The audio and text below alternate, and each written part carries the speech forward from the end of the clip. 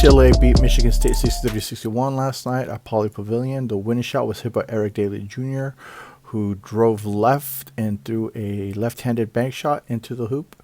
UCLA had 3 turnovers and Michigan State had 16. So 3 turnovers translates to a turnover rate of 0.04. And so what you want as a turnover rate is anything under 15%, I'm sorry. And UCLA had a turnover rate of 0.04, so 4%. Where Michigan State was able to stay in the game was because of their rebounding. Michigan State had 14 offensive rebounds and 45 rebounds overall. UCLA had 8 offensive rebounds, 27. So Michigan State out-rebounded UCLA 45-27. However, UCLA was able to get more shots because they took care of the ball, and Michigan State had 16 turnovers, which led to Bruin points on fast break. UCLA's effective field goal percentage was 41%, which is not great. Both teams were defensive driven, defensive oriented. And so in a game like this, when both teams have exceptional defenses, you got to be strong-willed, strong-minded to get to the hoop. So this is the importance of point guard play. This is the importance of guard play.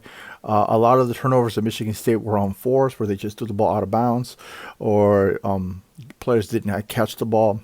They were not forced turnovers. They were just, their mind was elsewhere. They were not focused, I guess is the way that you can describe it. And so it's a big win for the Bruins. It's a tough road trip for Michigan State. They lost to both USC and to UCLA. I believe this 6 wins in a row. Since he talked about how they were delusional, how they were great kids, he got a lot of flack from some of the national media in terms of the tone and the message that he was relaying. A lot of the conversation was that he was throwing his team under the bus.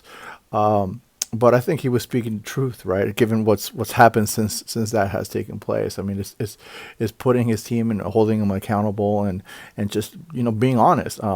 He didn't sugarcoat. He was upfront and honest about what was happening with the team, and the team has bounced back. And sometimes there's this cuddling that is taking place, and when you do that, you're being dishonest with the team, and sometimes you just gotta, be upfront and honest and let them know what the issue is, what the problems are, where you stand and where they stand, and if it's gonna get fixed, then this is the time to fix it. There's no time to mess around, and that's what Cronin did.